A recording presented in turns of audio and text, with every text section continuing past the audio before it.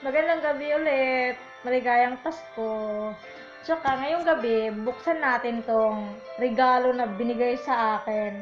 Hindi lang natin sasabihin ang mga pangalan ha. Kasi nakatago yun. Bawal kasi. Okay, buksan na natin. Ito oh. Ano kayang laman ito? Manipis. Manipis, di ba? Okay. Handa na kayo. Buksan na natin. ₱500. Maraming salamat sa nagbigay nito sa akin. Malaking tulong na to eh. Magagamit ko na to.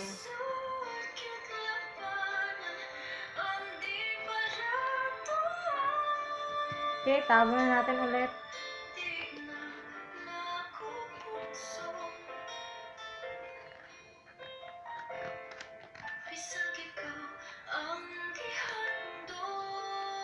Paano ba to?